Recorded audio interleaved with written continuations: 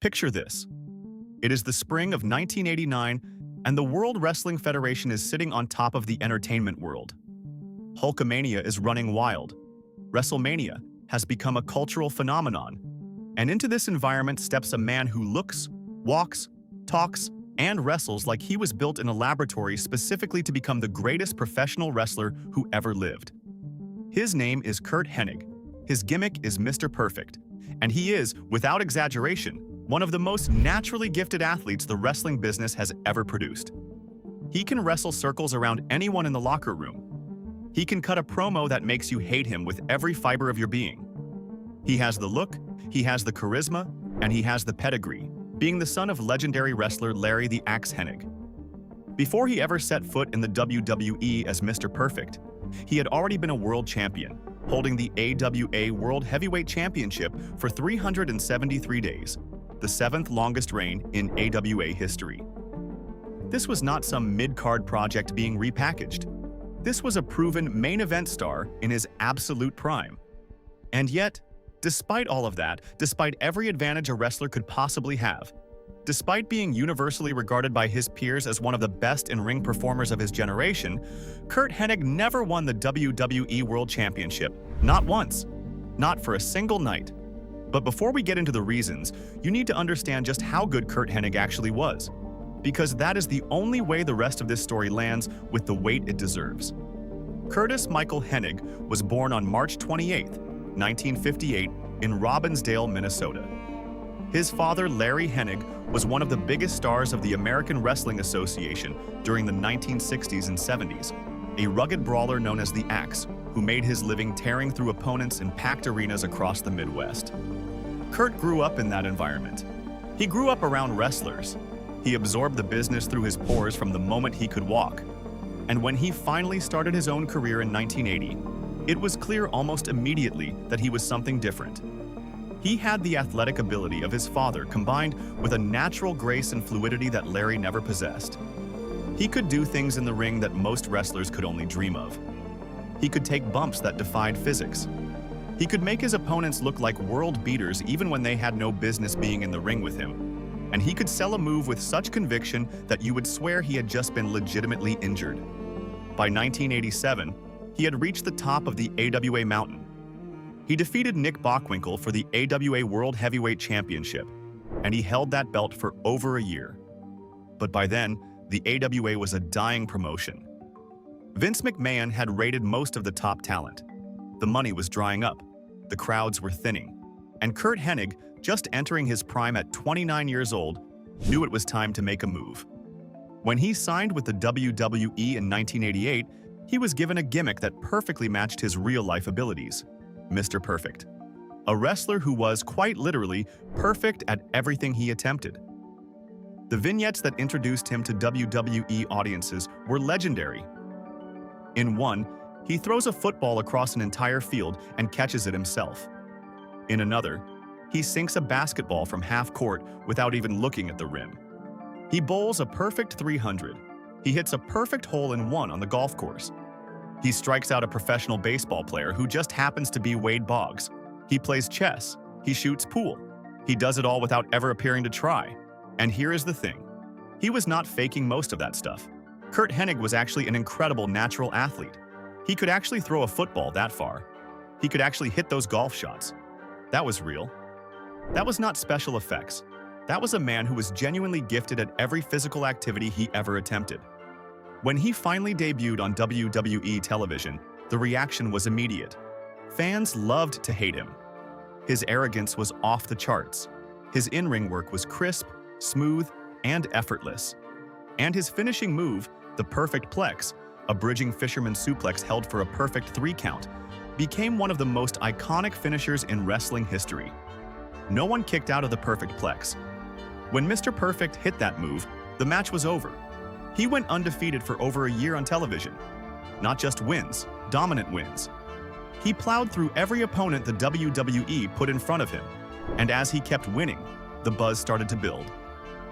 When is Mr. Perfect going to get his shot at the title? When is the WWE going to pull the trigger and put the belt on him? And that is when we hit the first reason why Curt Hennig never won the WWE Championship. The most important reason, the reason that overshadows everything else. He came up during the Hulk Hogan era. To understand what this means, you have to understand the state of the WWE in 1989 and 1990. Hulkamania was not just a wrestling gimmick, it was a cultural phenomenon. Hulk Hogan was on cereal boxes. He was on lunch boxes. He was on Saturday morning cartoons. He was hosting Saturday Night Live. He was starring in movies. He was the face of professional wrestling to the entire world, not just to wrestling fans. And Vince McMahon had built his entire company around that one man. Every storyline, every pay-per-view, every major angle, everything ran through Hulk Hogan. The WWE Championship was not just a prop in a wrestling show, it was a symbol. It was the thing Hogan used to represent everything that was good and wholesome and American about professional wrestling. And Vince McMahon was not going to take that symbol off of Hulk Hogan unless he absolutely had to. From January of 1984, when Hogan first won the title from the Iron Sheik, until February of 1988, when he lost it to Andre the Giant in a controversial match, Hogan had held the WWE Championship continuously for 4 years. 4 years. And even when he lost it to Andre, that was only a one-night transition to the $1 Million Man in the most famous twin referee angle in wrestling history. Hogan got it back. He always got it back. And so imagine being Curt Hennig, arriving in the WWE in 1988, right in the middle of all of that. You are the most talented wrestler on the roster. You are getting massive crowd reactions. You are drawing money. And yet there is this 10,000-pound elephant sitting in the middle of the room, and that elephant is named Hulk Hogan, and he is not going anywhere. There is no scenario in which you are winning the WWE Championship, because the WWE Championship is not something that moves around. It belongs to one man, and that man is named Terry Gene Bollea. Hennig did get his chances at Hogan. They ran house show feuds across the country in 1989. At one point, the genius, Lanny Poffo, who had aligned himself with Mr. Perfect, defeated Hogan by countout on television. It was a shocking moment. And afterwards, Poffo and Perfect stole Hogan's championship belt and destroyed it backstage, beating it with a hammer on camera. It was a red-hot angle. It set up main event matches between Hogan and Perfect across the country. But here is the thing about those matches. They never took place on pay-per-view. They never happened on primary television. They were almost exclusively house show matches. And in every single one of them, Hogan won, usually decisively. Hennig, to his credit, always made Hogan look great in those matches. He bumped around for him. He sold for him. He made Hogan's comeback look devastating. He was the ultimate professional. But he was also, in the end, just another monster of the month for Hulkamania to overcome. The WWE was never seriously considering putting the belt on him. Not during that era. Not while Hogan was still drawing the kind of money he was drawing. And even when Hogan finally did drop the belt, at WrestleMania 6 in April of 1990, he did not drop it to Mr. Perfect.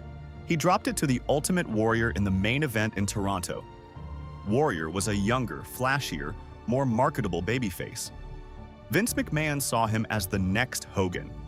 He was going to be the guy to carry the company into the 90s, and so Warrior got the title, and Mr. Perfect got nothing. Now, some fans at the time thought maybe this was Hennig's opportunity. Maybe with Hogan stepping aside and Warrior as champion, there would be room for a top heel to finally get a run with the belt. And Hennig was the obvious choice. He was the top heel in the company. He had just won the Intercontinental Championship in a tournament. He was on fire. But the Ultimate Warrior's championship reign was a disaster. His matches were not as good as Hogan's. The buy rates were down. The crowds were cooler. It became clear very quickly that Warrior was not the next Hogan, and Vince McMahon needed to course correct. He needed to get the belt back on Hogan as soon as possible. And that is where we hit the second reason Mr. Perfect never became WWE Champion. The decision that, more than any other single moment, robbed him of his rightful place in wrestling history. When Vince McMahon decided to take the belt off Warrior and put it back on Hogan, he needed a transitional champion. He needed a heel who could beat Warrior and then drop the belt to Hogan. That is standard wrestling booking. You never do a babyface versus babyface title change in that era, so you need a heel to sit in the middle. The obvious choice was Mr. Perfect. He was the top heel. He was a proven main event draw. He had the credibility to beat Warrior. He had the work rate to have great matches with Hogan. He had the mic skills to build a feud with Hogan that would draw money. Everything pointed to Mr. Perfect being that transitional champion. Every single thing. Instead, Vince McMahon chose Sergeant Slaughter. Let that sink in for a moment. The man who got the transitional run that should have gone to Mr. Perfect was Sergeant Slaughter, a wrestler who had been a beloved babyface in the early 80s, who had been working in other promotions, who was coming back to the WWE with a pro-Iraq gimmick because the real-life Gulf War was in the news. Vince McMahon thought he could generate controversy and buy rates by having an American traitor character. And he chose that character, Sergeant Slaughter, over Mr. Perfect. At the Royal Rumble in January of 1991, Sergeant Slaughter beat the Ultimate Warrior for the WWE Championship. It was a forgettable match. The angle was controversial, but not in a way that drew huge money. Slaughter held the title for about 2 months, before dropping it to Hulk Hogan at WrestleMania 7 in Los Angeles. Curt Hennig, meanwhile, was sitting at home with the Intercontinental Championship, the second-tier belt, the consolation prize. He was there. He was available. He was healthier than he would ever be again. And he got passed over for a gimmick champion whose reign is now remembered as one of the low points of WWE booking in that entire era. This decision haunts wrestling fans to this day. When they talk about the great what-ifs of the business, this is near the top of the list. What if Vince McMahon had chosen correctly? What if Mr. Perfect had gotten that transitional run instead of Sergeant Slaughter? He almost certainly would have had great matches with Hogan at WrestleMania 7. He would have been forever established as a former WWE champion. The entire trajectory of his career would have been different, and we would not be sitting here making a video about why he never won the title. But Vince made his call, and Mr. Perfect was left holding the Intercontinental Championship, which brings us to another critical piece of this puzzle. Because while he did not win the big belt, he did something almost as impressive. He took the Intercontinental Championship and elevated it to the point where many fans considered it to be on par with the WWE Championship itself. His Intercontinental Championship reign from November 1990 through the summer of 1991 was absolutely legendary. He had incredible matches with everyone they put in front of him. Kerry Von Erich, Bret Hart, the Big Boss Man. Even the enhancement talent looked like world beaters when they worked with Mr. Perfect. He made that belt mean something. He gave it a prestige it had not had since the days of Tito Santana and Randy Savage. And here is the tragic irony. The better he was at elevating the Intercontinental Championship, the more the WWE saw him as an Intercontinental Championship guy. They did not need him in the main event, because he was making the secondary title feel like a main event attraction. In their eyes, he was already where he belonged. He was perfect right where he was. Why mess with a good thing? This is something that has happened to a lot of great wrestlers over the years. They become so good at a particular role that promoters become reluctant to move them out of it. Hennig was trapped by his own excellence. The better his Intercontinental run got, the less likely it became that anyone in WWE management would ever pull the trigger on moving him up. And then, in the summer of 1991, the thing happened that changed everything.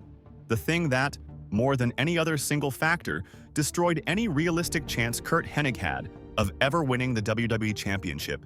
His back gave out. Years of punishing bumps. Years of high-impact wrestling. Years of flying through the air and landing on hard mats. It all caught up to Curt Hennig at the worst possible moment. He suffered a broken tailbone. He had bulging discs in his spine. The pain was unbearable. He could barely walk some days. And yet, being the professional that he was, he kept going.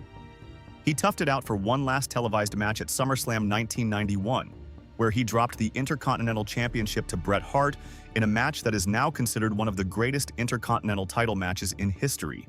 What most fans did not know at the time was that Hennig had actually been retired for months before that match. He was not wrestling anywhere. He was barely able to train. He flew to New York for that SummerSlam match, essentially as a one-off, gave his all, put Bret Hart over clean, and then disappeared from the ring for over a year. This is the injury that ended his prime. He was 33 years old. He should have had another 5 to 7 years of peak wrestling ahead of him. He should have been in position for that main event run when Hulk Hogan finally moved on to Hollywood. He should have been the guy, or at least one of the top guys, when the WWE transitioned into the Bret Hart and Shawn Michaels era. Instead, he was sitting at home, trying to figure out if he would ever wrestle again. The WWE kept him around as a non-wrestler. He worked as a color commentator alongside Vince McMahon on WWE Superstars. He did a great job in that role, actually. His natural charisma translated perfectly to the broadcast booth. He was a suitable heel foil for Vince, delivering biting commentary that made fans love to hate him even when he was not wrestling. He also worked as an executive consultant for Ric Flair during Flair's 2 WWE Championship reigns in 1991 and 1992. He was essentially Flair's on-screen manager, adding credibility to Flair's matches and cutting promos in his absence when needed. But he was not wrestling. And every day that passed without him in the ring was a day that the business was moving on without him. New stars were being made. Hulk Hogan was on his way out, heading to WCW. Ric Flair was jumping back to WCW as well. The Ultimate Warrior's initial run was over, and a new generation of main event stars was being groomed. Bret Hart, Shawn Michaels, Razor Ramon, Diesel. The company was changing, and Curt Hennig, who should have been right in the middle of that transition as one of the top guys, was on the sidelines nursing a back injury that doctors were telling him would likely end his career. Which brings us to the third major factor in why Mr. Perfect never won the WWE Championship. And this one is frustrating because it was so close to being different. When Hennig finally made his return to the ring in late 1992 and early 1993, there was a brief window when it looked like things might actually come together for him. Hulk Hogan was officially gone from the WWE. Ric Flair was leaving for WCW. Bret Hart was the champion. But he was a much smaller babyface than Hogan had been, and there was room for top heels to challenge him seriously. The company needed new main event players, and Curt Hennig was back, healthier than he had been in a year, and transitioning into a face turn. His first major moment back was a match with Ric Flair on Monday Night Raw. It was billed as a loser leaves WWE match, and it was the real-life way of writing Flair off television so he could return to WCW. Hennig won that match and sent Flair packing. It was a huge victory, a clean defeat over arguably the greatest wrestler of all time, and it should have set Hennig up for a major push. He entered the 1993 Royal Rumble match and had a strong showing, eliminating multiple opponents before finally being dumped out. He began a feud with Lex Luger, who had recently turned heel and was being positioned as the next top star of the company. They wrestled at WrestleMania 9 in April of 1993. Luger won that match, though in the finish Hennig's feet were clearly on the ropes when Luger pinned him, making it feel controversial and incomplete. But the real issue was what happened next. The WWE put all their chips on Lex Luger as their next top babyface. They did the whole body slam challenge against Yokozuna. They painted the Lex Express red, white, and blue. They toured the country with Luger as the guy who was going to save America from the evil foreign champion. Every bit of momentum and marketing dollars went into Luger, not Hennig. Curt Hennig was still popular. He still had great matches. He went to the 1993 King of the Ring tournament and had a classic with Bret Hart in the opening round. He qualified for that tournament by defeating Doink the Clown, but he was no longer being positioned as a main event-level talent. He was being used as a veteran presence to help put over the new stars. He was the guy you beat to prove you were ready for the big leagues. And then the back issues came back. Of course they did. His spine was never going to fully heal. The kind of wrestling he had done for 15 years had created permanent damage that could only be managed, not cured. By the fall of 1993, he was breaking down again. His last televised match in the WWE during this run was on the November 7, 1993 episode of Wrestling Challenge, where he defeated enhancement talent Iron Mike Sharp. He was supposed to compete at Survivor Series later that month as part of Razor Ramon's team. Instead, he was replaced in that match by Randy Savage. Razor cut a promo explaining it away by saying Mr. Perfect was such a perfect partner that he had already tagged himself out before the match even began. It was a clever line, but it was covering for the reality that Hennig was physically unable to wrestle. He would not return to regular wrestling for almost 4 years. When he did come back, first as a brief mentor figure to Hunter Hearst Helmsley in 1996, and then as a full-time wrestler in WCW starting in 1997, the WWE main event picture had completely changed. Shawn Michaels was on top. Bret Hart was still a major player. The Attitude Era was starting to ramp up with Stone Cold Steve Austin. There was no window anymore for an aging Curt Hennig to step into the WWE Championship picture. That ship had sailed, that door had closed, and it was never going to reopen. But here is where the story gets even more frustrating. Because even if you accept all the reasons we have discussed so far, the bad timing of the Hogan era, the transitional title snub in favor of Sergeant Slaughter, the devastating back injury, the missed window during his 1993 return, there is still another factor we have not talked about yet. A factor that plays into all of the above and makes everything worse. Politics. The wrestling business has always been political. It has always been about who you know, who you are friends with, who has the ear of the booker, who is willing to play the game backstage. And Curt Hennig, for all his talent, was not always the best at playing that game. During his peak years in the WWE, the backstage power structure was complicated. Hulk Hogan had enormous influence over booking decisions. He had final say on who he would work with, who he would put over, and who he would bury. And there are multiple reports from multiple sources over the years that Hennig had what is politely called heat with Hulk Hogan. Some versions of the story say that Hennig refused to lose to Hogan in a specific match. Other versions say that Hennig was too outspoken backstage, that he did not show the proper deference to Hogan's position at the top of the card. Whatever the specific reasons, there is a widespread belief within the wrestling community that Hogan was not always in Hennig's corner when it came to major booking decisions. And Hogan was not the only powerful backstage figure Hennig had to navigate. In the mid-90s, the WWE was increasingly influenced by a group of wrestlers known as the Clique, which included Shawn Michaels, Kevin Nash, Scott Hall, Triple H, and Sean Waltman. These men had enormous power over creative decisions. They had Vince McMahon's ear. They decided who got pushed and who did not.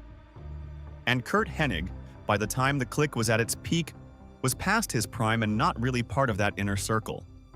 He would eventually work with members of the Clique. He would famously mentor Triple H in late 1996, helping him elevate his character and get the Intercontinental Championship.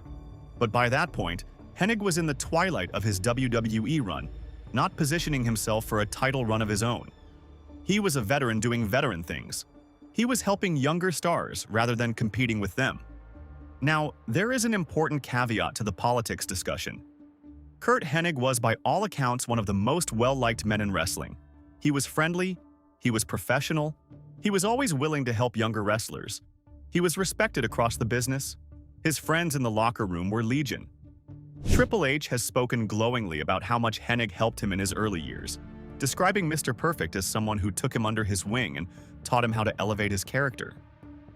Shawn Michaels had nothing but good things to say about him. Even the wrestlers he supposedly had heat with would usually admit that, on a personal level, he was a great guy.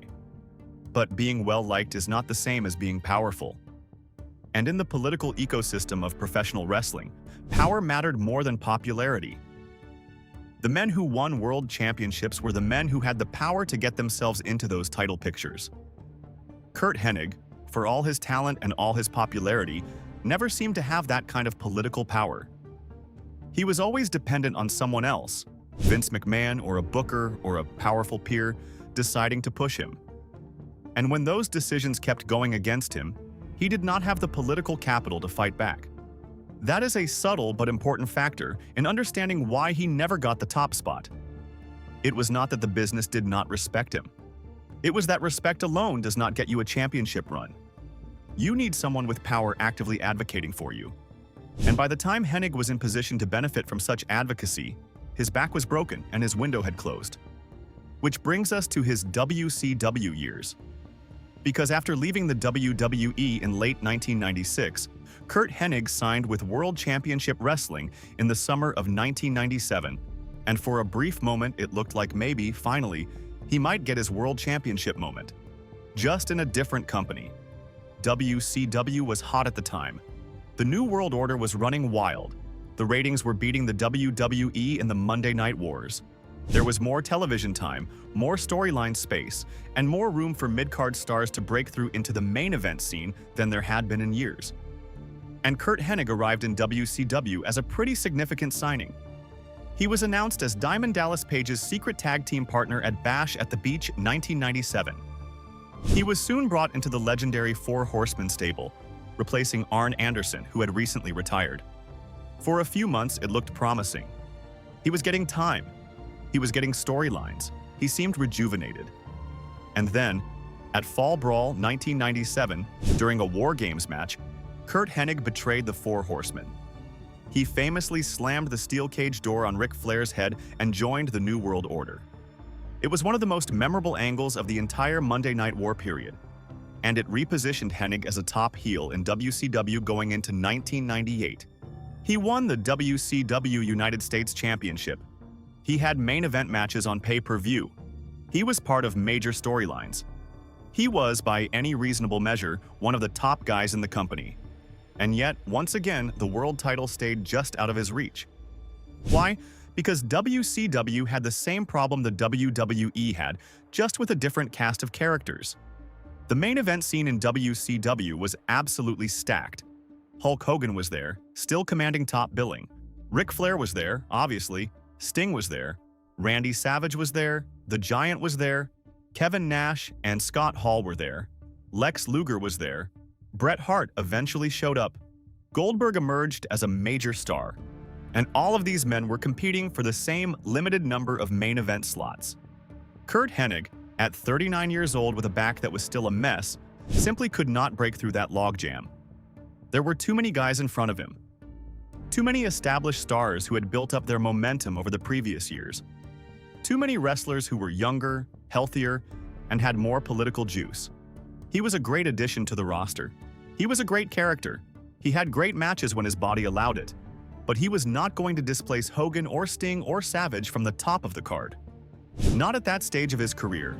He eventually ended up in a country music-themed gimmick as part of the West Texas Rednecks. It was a comedy act, and to be fair, it was a pretty entertaining one. Their song, Rap is Crap, actually got over with the crowds and became a cult favorite. But it was also a long way from being in the main event mix. He was essentially being used as a veteran to help entertain the crowd, while the younger stars got the main event spots.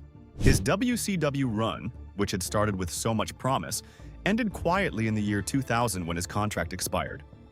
By the time he returned to the WWE one more time in early 2002 for the 30th entrance spot in the Royal Rumble match, Curt Hennig was 43 years old, badly banged up, and a long way removed from his prime.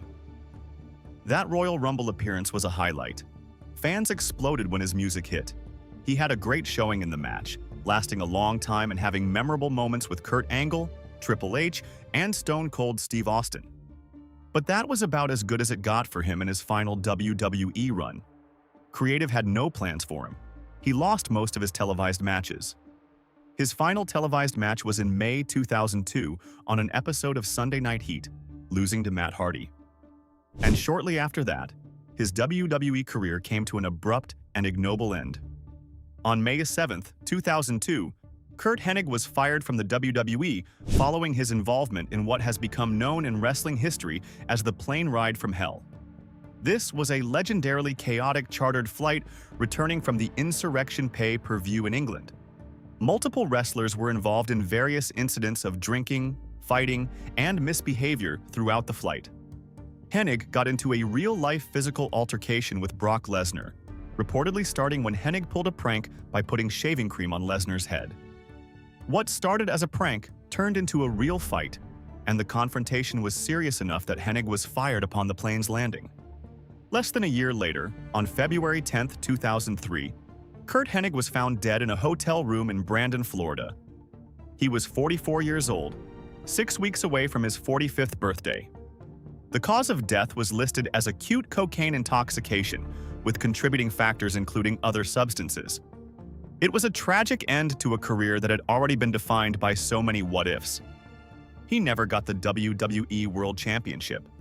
He never got the WCW World Championship. For all his talent, for all his charisma, for all his in-ring excellence, for all the respect he commanded from his peers, The biggest prize in his profession always belonged to someone else. And the hardest part of this story, the part that really makes wrestling fans shake their heads in frustration, is that it did not have to be this way. There were so many moments when things could have gone differently. If Hogan had been willing to drop the belt to him instead of Warrior, even for a month. If Vince McMahon had chosen him over Sergeant Slaughter for that transitional reign in early 1991. If his back had held up for another year or two. If he had made it through his 1993 return without his body betraying him again. If WCW had pulled the trigger on him over Hogan or Nash, or one of the other main event mainstays. Any one of those things could have changed the story. Any one of them could have given us Mr. Perfect, WWE Champion. And none of them did. Every single time, the decision went against him. Every single time, circumstances conspired to keep him just one step away from the prize he was so clearly born to hold. There is a reason wrestling fans still talk about Curt Hennig decades after his death. There is a reason that, whenever someone asks the question of who is the greatest wrestler to never win a world title, his name is always at the top of the list. There is a reason that modern wrestlers still study his matches, still mimic his mannerisms, still cite him as an influence. Because he was that good. He was better than most of the men who wore the championship during his era. He was more talented, more charismatic, more gifted athletically than many of the world champions who came before and after him.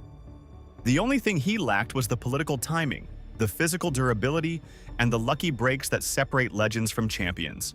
When Shawn Michaels has been asked over the years about Mr. Perfect, he has described him with nothing but reverence. He has said that Hennig had this uncanny ability in the ring that he has never seen replicated.